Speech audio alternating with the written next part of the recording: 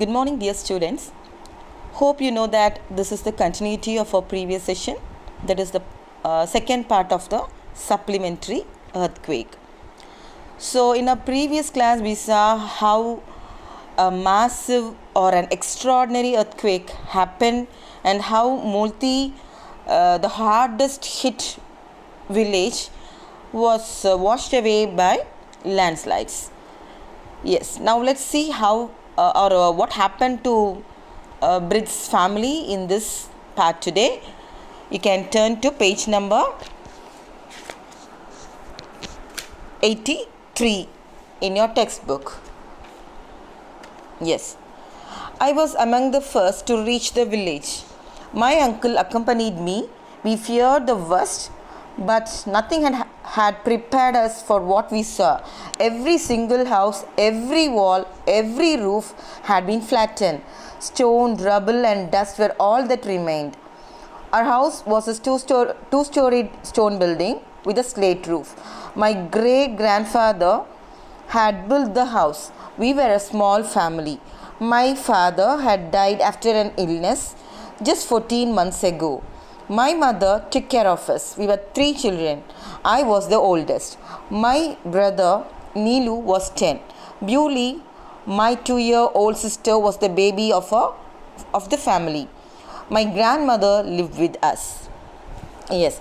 Now in this paragraph, Bridge says that he was the first person to reach the village with his uncle, and both of them know well that something worse had happened there, but they were not prepared to face it. Actually, they saw that not even a single house or a single wall of the house was spared. Everything was completely destroyed, and they saw only stone or rubble. What do you mean by rubble? I have told you the waste, the broken pieces of the bricks there. So they saw only the stone or rubble, and the houses were shattered into pieces, as I told you earlier. And what remained finally was only the dust there. So his house, he describes the house of Bridge here. So his house was a 2-storied. It's nothing but, see, you can see this picture. This is rubbles. I have shown you already. And this is a 2-storied building. A building or a house which has 2 floors in it. So his house is like that. So he says that his house was of 2 floors and with a slate roof. You can see the roofs here in the mountainous regions. This is how roofs are made in mountainous regions. So with a slate roof, the house is there, and his great-grandfather had built it, he says. And also he says that he had a very small family, and his father had died because of an illness recently, that is just 14 months ago. So after his father's death, his mother had taken care of their family, he says. And also out of the 3 siblings, out of the 3 children, he says that he was the oldest in his family. And then he had a 10-year-old brother Neelu, and at last a 2-year-old baby girl Bewley. So with these family members, his grandmother also lived, he says. You understand? Yes, next paragraph. So இப்போ இந்த இடத்துல வந்து மோல்டி destroy ஆயிடுச்சுன்னு அவங்க கேள்விப்பட்டு பிரிட்ஜோடைய மாமா 2 பேரும் என்ன செய்கிறாங்க, ரொம்ப வேகமாக மோல்டியை ரீச் பண்ணுறாங்க. அப்படி ரீச் பண்ணுறதுக்கே அவங்களுக்கு கிட்டத்தட்ட 4 days ஆகிருக்கு. போனதுக்கப்புறம் என்ன பண்ணுறாங்க, அவங்க ஆக்சுவலாக வந்து அவங்களுக்கு தெரியும் ஏதோ மோசமானது நடந்திருக்குன்னு தெரியும், பட் அதை பார்க்குறதுக்கு அந்த தைரியம் இருக்காது இல்லையா அவங்களுக்கு அந்த தைரியம் இல்லை. அங்கே போனால் எல்லாமே இந்த மாதிரி உடஞ்சி நொறுங்கி தான் இருக்குது. ஒரு கல்லோ ஒரு செவரோ, ஒரு ரூஃபோ, ஒரு வீட்டில் உள்ள ரூஃபோ எதுவுமே முழுசாக அவங்களால பார்க்க முடியல. எல்லாமே உடஞ்சி போய் ஃப்ளாட்டன் ஆகி போய் தரமட்டமாகி போய் இருக்குது. அவங்களோட வீடு கூட இந்த மாதிரி தான். 2 story பில்டிங்னா 2 ஃப்ளோர் உள்ள ஒரு பில்டிங். சரியா. ஒரு மாடி இருக்குது. ஸோ அந்த மாதிரி ஒரு வீடு வித் ஸ்லேட் ரூஃப்னால் என்னது, ரூஃப் கவர்ட் வித் ஸ்லேட்ஸ், இந்த மாதிரி இருக்குது பாருங்கள். ஸோ இந்த மாதிரி போட்டிருப்பாங்க. ஸோ இப்படி ஒரு வீடு அவங்க தாத்தா கட்டின வீடு. அந்த வீட்டில் நாங்கள் இருந்தோம் அப்படின்னு சொல்லி பிரிட்ஜ் சொல்கிறான். ரொம்ப சின்ன ஃபேமிலி தான் எங்களோடது. எங்கள் அப்பா கிட்டத்தட்ட இப்போ ஒரு 14 monthsக்கு முன்னால் தான் இறந்தும் போயிருந்தாங்க. எங்கள் அம்மா தான் என்னை பார்த்துக்கிட்டாங்க. நாங்கள் 3 பசங்க, 3 பேரில் நான் தான் வந்து பெரியவன். எனக்கு அப்புறம் வந்து நீலுன்னு ஒரு 10 years 10 வயசு உள்ள ஒரு எனக்கு தம்பி உண்டு. அண்ட் பியூலிங்கிறது என்னோட 2 குட்டி பாப்பா, ஒரு தங்கச்சியும் எங்களுக்கு உண்டு. எங்கள் கூட எங்கள் பாட்டியும் இருந்தாங்க. எங்கள் பாட்டிமாவும் எங்கள் கூட வாழ்ந்தாங்கன்னு சொல்லிட்டு சொல்கிறான். When the soldiers began to clear the debris, my uncle led me away. I was in a complete daze, too numb to feel anything. The soldiers had set up a makeshift camp. Someone gave me tea and biscuits. I don't know how long I was there. Suddenly it was evening and uncle was standing beside me. They have taken the bodies to the river bank, he said gently. Come, you must perform the last rites before sunset. Tomorrow we will go back to Pauri. So now what happens here? Bridge says that the soldiers, that is the rescue teams, had come and they have arrived at the spot, and they have arrived at the spot and they started cleaning the entire debris. I have told you, the broken pieces, the remains of the houses there. Okay, so and when the soldiers were clearing the debris, his uncle took him away because Bridge was completely shocked and confused. He was so scared that he was not even in the state of feeling or saying anything. So the soldiers so the uncle took him away. And someone all of a sudden what happened now, the soldiers had set up a temporary camp for the survivors who needed first aids and support, isn't it? So now he was also there. Bridge was also taken to that camp. Someone had given him tea and biscuits in the makeshift camp, but Bridge couldn't remember who gave it and how long he was there. Nothing was there in his mind. So he was not in a state of recollecting all these things. And suddenly it was evening and he was able to see his uncle standing beside him. And his uncle says that the soldiers had taken the bodies to the river bank, and that he had to perform the last rites, the rituals, the last rites before sunset. And then he says that they could go back to his village Pauri the next day. So that is what given here in this paragraph. So debris is nothing but, I have told you, the scattered pieces of remains, pieces of the waste I can say. And debris should be pronounced debris. It is not debris, it is debris. I have told you this also in the previous class. Yes, and the hard words that are there in this paragraph are days again. The third line, state of shock or a confusion, a state of complete confusion we can say. And too numb to feel anything, freezing cold, we have that numbness, that's all. And makeshift camp, as this is the makeshift camp. You can see the temporary camps because of some urgent need. You might have seen this is that. Yes. So இப்போது வந்து இந்த soldiers என்ன செய்கிறாங்க, இவங்க எல்லோரும் அங்கே வந்துட்டாங்க, நான் சொன்னேன் இல்லையா, அவங்க எல்லாம் என்ன செய்கிறாங்க, அந்த டெப்ரி எல்லாம் வேஸ்ட் எல்லாத்தையும் என்ன செய்கிறாங்க, கிளியர் பண்ணுறாங்க, எல்லாம் தோண்டி எடுத்து போடுறாங்க. இப்போ கண்டுபிடிக்கணும் அடியில் யார் இருக்கா, காப்பாற்ற வேண்டியவங்க இருக்கிறாங்களான்னு சொல்லிலாம் பார்க்கணும். ஸோ அதை பார்க்கும்போது இவன் பிரிட்ஜ் வந்து என்ன சொல்கிறான், நான் கம்ப்ளீட் டேஸில் இருந்தேன், எனக்கு அவன் ஒரு ஷாக், ஒரு ரொம்ப குழப்பமான ஒரு மனநிலையில் தானே இருந்திருப்பான், அதனால் அப்படி நான் இருந்தேன். அண்ட் டூ நம் டு ஃபீல் எனிதிங், எனக்கு அப்படியே நான் மறத்து போயிருந்தேன் அப்படிங்கிறான். எனக்கு வந்து அப்படியே நான் வந்து உறைஞ்சி போயிருந்தேன், எனக்கு என்ன பண்ணனே தெரியல அப்படிங்கிற மாதிரி சொல்கிறான். அப்போ சோல்ஜர்ஸ் அங்கே வந்து மேக் ஷிஃப்ட் கேம்ப் தான், மேக் ஷிஃப்ட் கேம்ப் பார்த்துருப்பீங்க. அந்த இயற்கை பேரழிவுகள் அந்த மாதிரிலாம் ஒரு எமர்ஜென்சிஸ் வரும்போது ஒரு இந்த மாதிரி இது போட்டிருப்பாங்க, டென்ட் போட்டு அதில் ஸ்டே பண்ண வச்சுருப்பாங்க இல்லையா. அதில் ஸ்டே இல்லை, அதில் ட்ரீட்மெண்ட் கொடுக்கறதுக்கு அந்த மாதிரியெல்லாம் அவசரத்துக்கு அவங்கள அங்கே தான் தங்க வச்சுருப்பாங்க. அதுதான் மேக் ஷிஃப்ட் கேம்ப்பு. ஸோ அது அந்த இடத்துல அவனையும் வச்சுருக்காங்க. திடீர்னு அவனுக்கு யாரோ காஃபியும் பிஸ்கட்டும் கொடுத்த மாதிரி அவனுக்கு தோணுது. ஆனால் அவன் அங்கே எவ்வளோ நேரம் இருந்தால் அதெல்லாம் எதுவுமே அவனுக்கு ஞாபகம் இல்லை. அண்ட் ஈவினிங் அப்படி திடீர்னு பார்க்கும்போது அவனுடைய அங்கிள் வந்து பக்கத்தில் நிற்கிறாங்க. அப்போ என்ன சொல்கிறாங்க, அவங்க வந்து பாடிஸ் எல்லாத்தையும் ரிவர் பேங்க்குக்கு எடுத்துகிட்டு போயிட்டாங்க.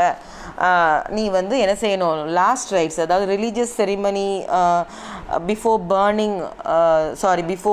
பெரியிங் someone after his death, அந்த லாஸ்ட் ஃபைனல் ப்ரேயர்ஸ் இருக்கு இல்லையா, அதை வந்து நம்ம என்ன செய்யணும், பண்ணணும். சன்செட்டுக்கு முன்னால் நம்ம அதெல்லாம் செய்ய வேண்டியது இருக்கும். அப்புறம் நம்ம என்ன செய்யலாம், நாளைக்கு பௌரி போயிடலாம் அப்படின்னு சொல்லிட்டு சொல்கிறாரு.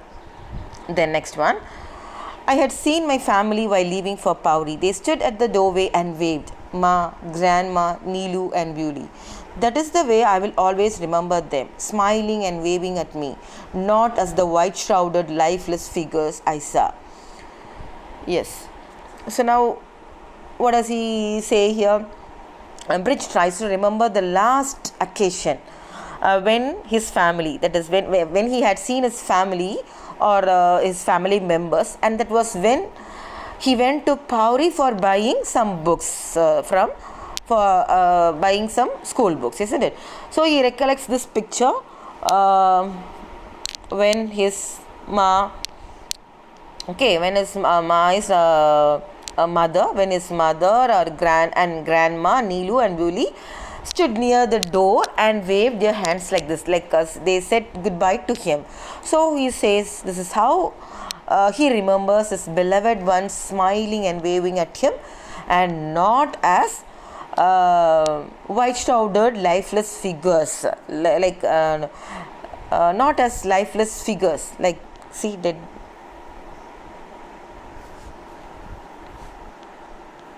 like lifeless dead bodies, like this. Dead bodies covered with white cloth, that is white shrouded body. See, body, a dead body wrap or dress in a shroud for burial.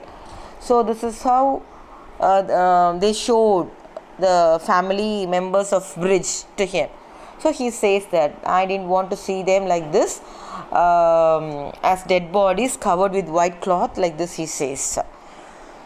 So இப்போ என்ன சொல்கிறான், எனக்கு இந்த நான் பௌரி போகும்போது லாஸ்ட்டாக அவன் school books வாங்க தான் நான் பௌரி போயிருப்பேன். ஸோ அப்படி போகும்போது இப்படி தான் என்னோடய அம்மா, என் பாட்டி, நீலு அண்ட் பியூலி, அவனுடைய பிரதர் அண்ட் சிஸ்டர், ஸோ இப்படி நின்று அவங்க டோர்வே நம்ம கதவு பக்கத்தில் இருந்து இப்படி பை சொல்கிறத அவனுக்கு வந்து வேவ்னா கை அப்படியே ஆட்டுறது. ஸோ பை சொல்லும்போது தான் அவனுக்கு அதை கடைசியாக அவங்கள பார்த்த பிக்சர். அப்படி தான் நான் எப்போவுமே அவங்கள ஞாபகம் வச்சுருப்பேன். சிரிச்சிட்டு சந்தோஷமாக எனக்கு அவங்க கை காமிச்சாங்க. Not as the white shrouded lifeless figures I see. இந்த மாதிரி இப்படி போட்டு இறந்ததுக்கு அப்புறம் அந்த ஒயிட் கிளாத்தை போட்டு மூடி வச்சுருப்பாங்கல்ல, அப்போ அந்த மாதிரி நான் வந்து அவங்கள பார்க்க நான் விரும்பலை அப்படின்னு சொல்லிட்டு சொல்கிறான். Bewley, she was not there. They have not found her, my uncle said. The wild animals, Bridge, don't look like that. She's dead. But we must find her, I shouted. Bridge, get a grip on yourself, uncle pleaded.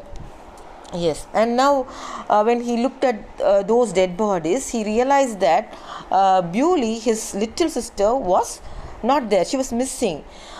So when he raises this question about her, his uncle says that the rescue team has not found her yet, and maybe she would have been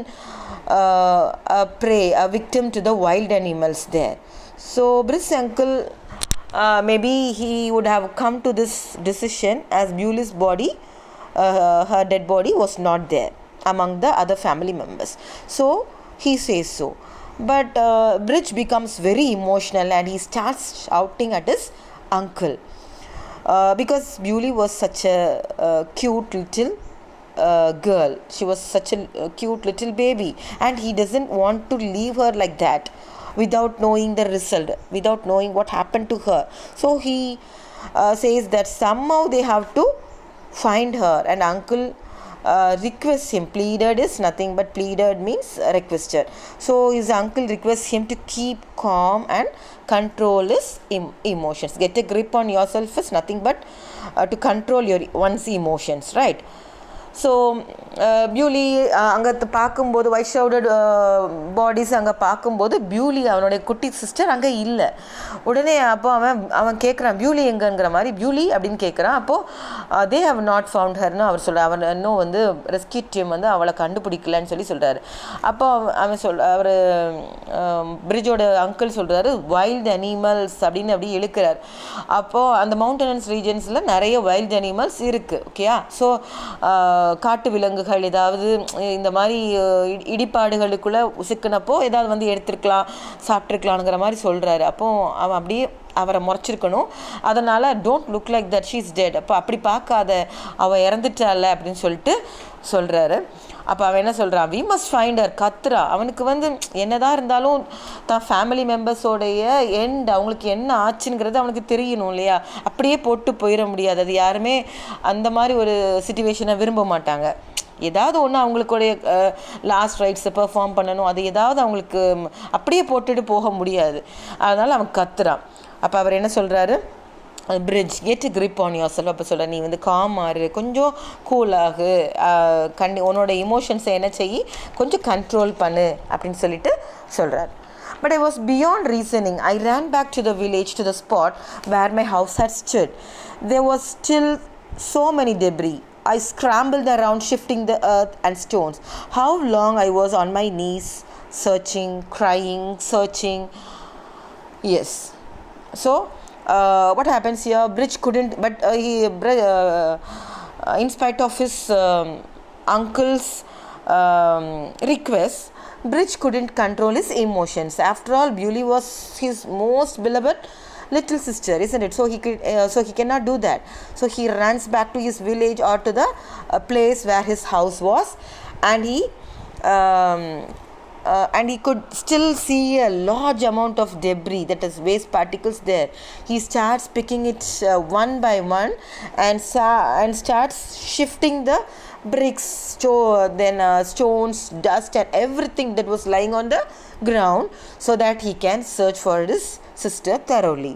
And he didn't know for how long he was standing like that on his knees exactly, and he was just searching and crying and again searching and crying like that. He was repeating the same for a long time. You understand?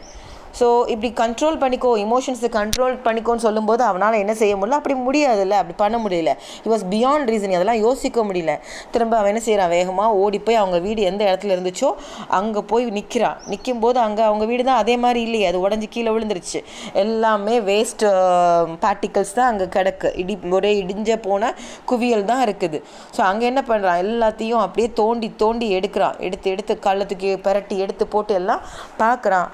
அப்படி முட்டியை போட்டு தான் இருந்து அவன் நீஸில் நின்று தான் அதை பார்க்குறான், தேடி பார்க்குறான். ஸோ எவ்வளோ தூரத்தை அழுறான், மாற்றி அதே மாதிரி பண்ணுறான். எவ்வளோ நேரம் அந்த மாதிரி இருந்தாங்கிறது அவனுக்கே தெரியாது. Boy, it's no use, a voice said. I looked up. The speaker was the army officer who had supervised the relief operation. There is no one alive in there, he said. Whom are you looking for? My sister, sir, I said, fighting to control my tears. All I want is to give her a proper cremation. Now Bridge hears a voice saying that it was of no use to cry like that.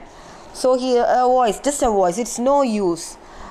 And when Bridge looks up, he sees an army officer there. And this army officer might be the main person, might be the chief, since we come to know that he had supervised the entire relief operation.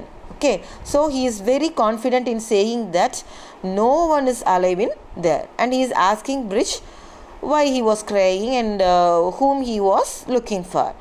And Bridge tries to control his emotions and his tears and says that he is looking for his little sister, and all he wanted for her is to give her a proper cremation, proper funeral, which we know that it has to be done for any deceased person, right? So he says that இப்போது இப்படி அவர் அங்கே தேடுற இடத்துல, bridge தேடிட்டு இருக்க இடத்துல திடீர்னு ஒரு சத்தம் மட்டும் கேட்குது. இதுக்கு நீ பயனே இல்லை, நீ அழுறதுல பயன் இல்லை அப்படின்னு சத்தம் கேட்குது. அப்படி அவன் பார்க்கும்போது அங்கே யார் நிற்கிறா? ஒரு ஆர்மி ஆஃபீஸர் நிற்கிறாரு. ஏன் அப்படி பயனே இல்லைன்னு சொல்லியிருக்கணும் அவரைனா, அவரும் அந்த ரெஸ்கியூ டீமில் உள்ள ஒரு ஆஃபீஸர். அந்த ஆர்மி ஆஃபீஸர் வந்து சொல்கிறப்போ ஸ்ட்ராங்காக சொல்கிறாரு. ஏன்னா அவர் என்ன பண்ணியிருக்கிறாரு, அந்த ரிலீஃப் ஆப்ரேஷனை வந்து சூப்பர்வைஸ் பண்ணியிருந்திருக்காரு. ஸோ அவருக்கு தெரியும் உயிரோடு இருக்கிறதுக்கு யாரும் வாய்ப்பில்லைன்னு சொல்லிட்டு சொல்கிறாரு. ஸ்ட்ராங்காக சொல்கிறாரு, அங்கே யாரும் உயிரோடு இருக்கிறதுக்கு சான்ஸ் இல்லைப்பா அப்படின்னு சொல்லி சொல்கிறாரு. நீ யாரை தேடுறனும் கேட்குறாரு. நீ யாரை தேடிட்டுருக்க அப்படின்னு சொல்லிட்டு கேட்குறாரு. அப்போ அவன் என்ன சொல்கிறான், மை சிஸ்டர், சார் நான் என்னோட சிஸ்டரை தேடுறேன் அப்படி சொல்கிறான். அண்ட் அவன் என்ன செய்கிறான், அவனோட வர்ற கண்ணீர் வருது, அதை ஸ்டாப் பண்ணுறதுக்கு அவன் ரொம்பவே கஷ்டப்பட்டு அவன் சொல்கிறான், எனக்கு வேறு ஒன்றும் தேவையில்லை, எனக்கு வந்து கண்டுபிடிக்கணும் பியூலியை அப்படின்னு சொல்லிட்டு. ஏன்னா அவனுக்கு கண்டிப்பாக இறந்து போயிருந்தா அவளை திரும்ப கொண்டு வரதுக்கு அவனால் முடியாது, எதுவும் செய்ய போகிறது இல்லை. ஆனால் என்ன செஞ்சுருக்கணும், கண்டிப்பாக லாஸ்ட்டாக ஒரு ப்ராப்பர் கிரிமேஷன், கடைசியில் நான் செய்ய வேண்டியதெல்லாம் அந்த லாஸ்ட் ரிச்சுவல்ஸ் இல்லையா, அந்த கடைசி செய்ய வேண்டிய சடங்குகளெல்லாம் நான் செய்யணும்ல, அவளை ப்ராப்பராக நான் க்ரிமேட் பண்ணணும். ஏதாவது பெரியலோ இல்லை பேர்ன் அந்த எரிச்சிருவாங்க ஹிந்துஸ்ல. ஸோ அந்த மாதிரியா எனக்கு இது எப்படியாவது நான் ஒன்று பண்ணணும்ல அப்படின்னு சொல்லிட்டு அதுதான் அவன் வந்து சொல்கிறான். I stopped, conscious that I was babbling. I could see that he was bone tired. He looked as if he had not slept for days. His uniform was covered with dust. His face was grimy. But through all the dust and grime, I saw that his eyes were kind. Then what happens here? I stopped. So Bridge says that he stopped crying. Maybe he stopped babbling. Babbling is nothing but speaking like anything foolishly when you are in a confused state. Do you understand? So he just stopped talking like that about his sister now, and he looked at the army officer and realized that he was completely tired. He could see that he was bone tired. Bone tired is nothing but complete tiredness. So he can see the army officer to be very tired, and also as if he had lost his sleep for days. So and obviously that would have happened because of his rescue operation, which involves their constant rescue efforts to search and save the people trapped inside the debris, isn't it? To save the survivors there. So naturally they won't have adequate rest and sleep during this time, and also during these operations. What happens, without question, participating in relief operations brings out the best in humanity, we can say. They really forget their life, and they forget their families, and they forget that they need to rest or eat or even to hydrate. In short, they will be extremely concerned for the safety and well-being of the people, well-being of the survivors, isn't it? So his entire uniform was grimy. Grimy is nothing but soily, very stained, you understand. So it was covered with dust. And also his face was again, grime is nothing but very dirty. So his face was also very dirty. But in spite of this dust and stain or everything that his face was covered with, Bridge says that he saw the army officer's eyes to be very kind. So he was such a kind person, he says. So இப்படி இவன் வந்து புலம்பிகிட்டே இருக்கும்போது திடீர்னு என்ன செய்கிறான், அப்படியே அதை நிப்பாட்டிட்டு அவனுக்கு புரிஞ்சிச்சு நம்ம இது ரொம்ப உளறிட்டே இருக்கும். பேப்ளிங்னா உளறது, காரணமே இல்லாமல் எதையோ வாயில் வந்ததெல்லாம் நம்ம ரொம்ப குழப்பமாக இருக்கும்போது நம்ம என்ன பேசுகிறோன்னே தெரியாமல் உளறது. ஸோ அப்படி வந்து அவன் அதை பண்ணுறதை ஸ்டாப் பண்ணிவிட்டு பார்க்கும்போது அந்த ஆர்மி ஆஃபீஸர் வந்து ரொம்ப டயர்ட்னஸ், ரொம்ப டயர்டாக இருக்கிறத இவனால் உணர முடியுது. அதே மாதிரி அவருடைய முகம் எப்படி தெரியுதுன்னா, கிட்டத்தட்ட நிறைய நாள் தூங்காத மாதிரி தெரியுது. ஆப்வியஸ்லி நமக்கு தெரியும் இந்த மாதிரி ரிலீஃப் ஆப்ரேஷன்ஸில் நம்மளுடைய ஆர்மி எப்போவுமே இப்படி தான் நான் ஸ்டாப்பாக ஒர்க் பண்ணுவாங்க. நம்ம விக்டிம்ஸ் அவங்கள நம்ம பாதிக்கப்பட்டவங்களை காப்பாற்றுறதுக்காண்டி ஆர் அடிப்பட்டவங்களுக்கு ஃபர்ஸ்ட் எய்ட் கொடுக்குற மாதிரி, அதே மாதிரி தப்பிச்சவங்களுக்கு அந்த டிசாஸ்டர்ஸில் தப்பிச்சவங்கள திரும்ப வந்து ப்ரொடெக்ட் பண்ணி அவங்களுக்கு ஷெல்டர் கொடுத்து அவங்களுக்கு ஃபுட் கொடுத்து அதுக்கெல்லாம் அவங்க நான் ஸ்டாப்பாக அவங்க தூங்காமல் ஒர்க் பண்ணுவாங்க, அவங்களுடைய லைஃப்பை சாக்ரிஃபைஸ் பண்ணிவிட்டு. ஸோ அவர் முகமும் கண்டிப்பாக யூனிஃபார்ம் எல்லாம் அழுக்காக இருந்தது, ரொம்ப மண் புழுதிலாம் இருந்திருக்கும்.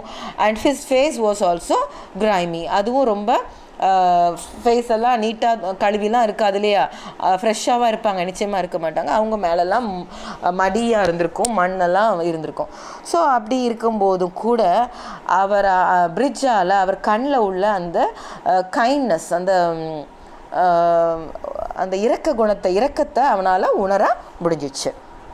Yes, next paragraph. My men have been on their feet for days, he said softly, as if talking to himself.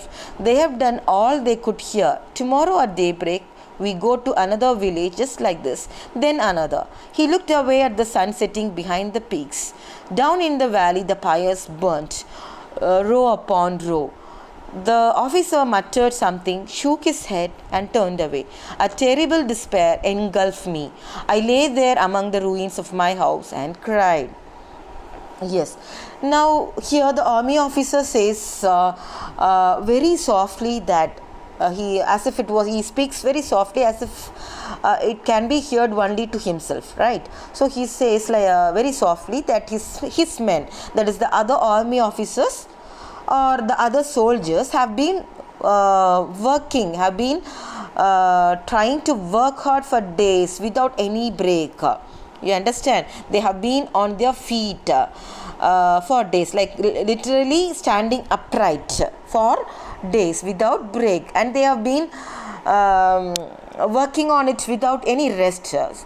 So in a way, he says this in a very low voice as if talking to himself. Then he says that his men have tried their best to save as many people as they could. So they have done their best, he says. And the next day, early morning, they would go to another village like Molti, and then again the next one. Like that, it would continue till they rescue every survivor there. And the army officer looked at the sunset, and down in the valley he saw the pyres burning there. You understand? Pyres, a heap of burnable material for burning a corpse as part of a funeral ceremony. Yes, this is called pyre. So he saw these the pyres burning there, and so all the dead bodies were collected and were laid upon the pyre and burnt. On seeing this burning pyre, the officer mutters something. He murmurs. Mutter is saying something to oneself. So he says something, shakes his head. Shook is nothing but the past tense of shake. So he shakes his head. He nods his head and goes away. And Bridge, who notices all these things, is completely depressed. Okay, despair is he has a kind of pain in his heart. He's completely depressed now, and a kind of pain and feelings of panic engulfs him. Engulfs again, swallow, okay, to sweep away. So but here what does engulf mean? Like if a thought or emotion engulfs you, it controls your thoughts or feelings. So this loss of his entire family affects Bridge very seriously, and he is in a complete despair. He just sits there amidst the ruins of his house and starts crying like anything. So what is the இங்கே வந்து army officer என்ன சொல்கிறாரு அப்படின்னா, நாங்கள் இங்கே நாள் கணக்காக நாங்கள் என்ன செய்கிறோம், இங்கே நின்று எங்கள் காலில் அவங்களுக்கு உட்கார கூட டைம் கிடையாது. ஸோ அந்த மாதிரி இருக்கும்போது நாங்கள் என்ன நான் இப்படி கிடந்து நாங்கள் என்ன செஞ்சுருக்கோம், வேலை பார்த்துருக்கோம். They have done all they could hear. இந்த இடத்துல நின்று அவங்களால என்ன செய்ய முடியுமோ எல்லாமே அவங்க செஞ்சுட்டாங்க.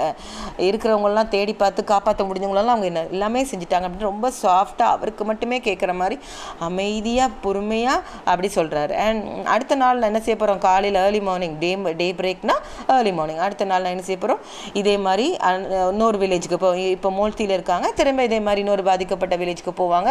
தென் அதை இப்படி அடுத்தடுத்துக்கு அங்கே உள்ள 602 வில்லேஜஸ் பாதிக்கப்பட்டுச்சுன்னு நம்ம பார்த்தோம் இல்லையா. ஸோ ஒவ்வொரு வில்லேஜுக்காக அவங்க போவாங்க. அப்படி பார்த்துட்டு இருக்கும்போது திடீர்னு சன்செட், அந்த பீக்ஸ், அந்த மலை உச்சியில் அந்த ஒரு சன் செட் ஆகிறத அப்படி பார்க்குறாரு. பார்க்கும்போது அந்த பள்ளத்தாக்கில் என்ன செய்கிறாங்க, இந்த மாதிரி கீழே பயர்ஸ், அது என்ன அந்த நிறைய குமிச்சு போட்டு அந்த விறகெல்லாம் குமிச்சு போட்டு கடைசியாக வந்து டெட் பாடிஸை வந்து எரிக்கிறதுக்காக சிதைன்னு சொல்லுவாங்கள்ல, சிதையூட்டுதல் அப்படின்பாங்க. ஸோ அந்த மாதிரி வச்சு எரிச்சிட்ருக்கிறத அப்படி பார்க்குறாரு. பார்த்துட்டு அவருக்குள்ளேயே மட்டர்ட்னா அவருக்குள்ளேயே அமைதியாக ரொம்ப சொல்கிறாரு, அவருக்கு கேட்குற மாதிரி மட்டும் சொல்லிவிட்டு அப்படியே தலையை அப்படியே ஆட்டுறாரு, என்ன இப்படி இருக்குங்கிற மாதிரி தலையை ஆட்டிட்டு அப்படியே என்ன செய்கிறாரு, போயிடுறாரு. அதை பார்க்கும்போது பிரிட்ஜுக்கு அப்படியே வந்து ஒரு டெரிபிள் டிஸ்பேர்னால் என்னது, அவனுக்கு ரொம்ப ஒரு பயங்கரமான ஒரு கொடூரமான ஒரு வலி அவனுக்கு என்ன செய்யும், அவனுக்கு அவனுடைய சந்தோஷத்தெல்லாம் இழந்து அவங்க நிற்பான். ஸோ அவன் ஃபேமிலியே இழந்து நிற்கிறான்ல. ஸோ அந்த பெயின் கம்ப்ளீட்டாக அவனை வந்து விழுங்கின மாதிரி அவனுக்கு ஆயிரும். ஸோ என்கல்ஃப் மீனா விழுங்குறது, ஆக்சுவலாக வந்து என்கல்ஃப்னா ஸ்வாலோன்னு அர்த்தம். ஸோ என்கல்ஃப்ங்கிறது இதுதான். இந்த இடத்துல வந்து என்ன சொல்லலாம்னா, ஒருத்தர் கம்ப்ளீட்டாக ஒரு பயத்தில் இருக்கும்போது அந்த பயமே இந்த பயம் நம்மளை விழுங்கிரும் அப்படின்னு சொல்லுவாங்க இல்லையா. அதே மாதிரி அவனுக்கு அந்த வலி கம்ப்ளீட்டாக அவனை விழுங்கின மாதிரி அவனுக்கு ஒரு ஃபீலிங் இருந்துச்சு. அவன் என்ன பண்ணிட்டான், அதில் ஐலே அந்த இடத்துல அப்படியே விழுந்து அந்த ரூயின்ஸ் ஆஃப் த ஹவுஸ், அந்த இடிபாடுகளுக்கு உள்ள அவங்க வீட்டுக்குள்ளே என்ன செய்கிறான், அந்த இடத்துல அப்படியே விழுந்து என்ன செய்கிறான், சத்தம் போட்டு அழுறான். S. And here we have come to the end of today's session, and let's complete reading the story and know the end of it in our next class. So stay happy and keep safe as well. Thank you, boys.